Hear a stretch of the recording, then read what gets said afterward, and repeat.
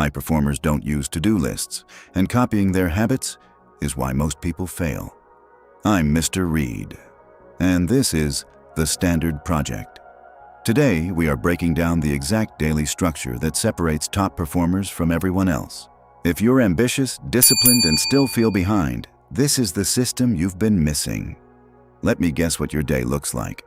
You wake up with good intentions. You've got your to-do list ready. Maybe you even time block your calendar. But by noon, you're already behind. By 3 p.m., you're firefighting. By the end of the day, you're exhausted, but nothing meaningful got done. And you tell yourself, I just need to work harder, be more disciplined, wake up earlier. But that's not the problem. Here's what's actually happening. You're trying to manage time. But high performers manage constraints. That's why your days feel busy but unproductive. Every task on your to-do list creates a decision point. Every decision drains mental energy. Research from Stanford on decision fatigue shows that the average person makes 35,000 decisions per day, and each one depletes willpower. By the time you get to the work that actually matters, you're already running on empty. So you do the easy stuff. Answer emails, attend meetings, reorganize your task list, all the things that feel productive but don't move the needle. Meanwhile, high performers, they finish their most important work before you even checked your inbox. Not because they're smarter, not because they have more time, because they structure their day around constraints, not tasks. This is the system I stole from high performers, and it's completely changed how I work. It's called the 3-block performance day. Instead of managing 50 tasks, you manage 3 time blocks. Each block has one purpose, one rule, one outcome. Let me break it down. Block 1, deep output block, 3 to 4 hours. This is your sacred time, your non-negotiable block.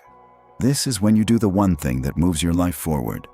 Not emails, not meetings, not busy work. The work that matters. For me, it's writing. For you, it might be building your product. Creating content. High-level strategy. Sales calls, whatever moves the needle in your business or career. That's your deep output block. The rules. 1. Schedule it in the morning when your brain is freshest. 2. No phone, no notifications, no distractions. 3. Work until you hit diminishing returns, usually 3 to 4 hours. 4. One task only. No multitasking. Here's why this works. Parkinson's law states that work expands to fill the time available. If you give yourself all day to do something, it'll take all day. But if you constrain it to 3 to 4 hours, you'll finish it in 3 to 4 hours. The constraint creates urgency. Urgency creates focus. Focus creates output. Block 2, maintenance block, 2 to 3 hours. This is your administrative block. The stuff that has to get done but doesn't require deep thinking. Emails, meetings, admin work, errands, phone calls, all the things that used to steal your morning, they go here. The rules. 1. Schedule it after your deep output block, never before. 2. Batch similar tasks together. 3. Set a time limit, 2 to 3 hours max. 4. Ruthlessly eliminate anything that doesn't need to be done. This is where most people waste their entire day. They start with emails, which leads to meetings, which leads to random tasks. And suddenly it's 5 p.m. and they haven't done any real work.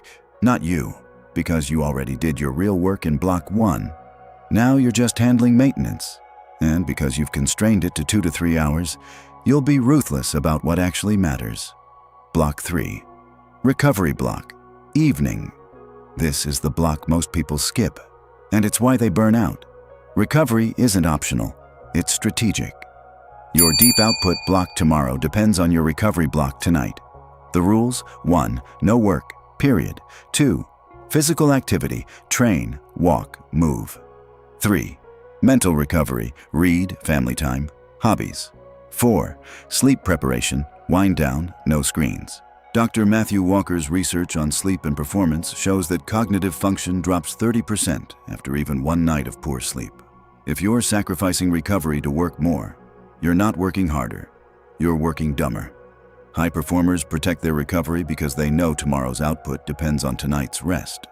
Now let me give you the specific rules that make this system work. Takeaway 1. Why mornings are wasted on shallow tasks. Most people check email first thing in the morning. Fatal mistake. Your brain is at peak cognitive capacity in the first 2 to 4 hours after waking. That's when your prefrontal cortex, the part responsible for complex thinking, is fully charged. And you're spending it on emails, on Slack messages, on other people's agendas. That's like having a Ferrari and using it to drive to the grocery store. Research in chronobiology shows that cognitive performance peaks 2 to 4 hours after waking, then steadily declines throughout the day. The rule: never touch email, Slack, or messages before completing your deep output block. Those shallow tasks go in your maintenance block, after the important work is done. Takeaway 2. The one calendar. Rule high performers follow. Here's the rule: if it's not scheduled, it doesn't exist. High performers don't rely on motivation or willpower to protect their deep output block. They schedule it like a non-negotiable meeting. Monday to Friday, 6 a.m. to 10 a.m., deep output block. No one can book you during this time.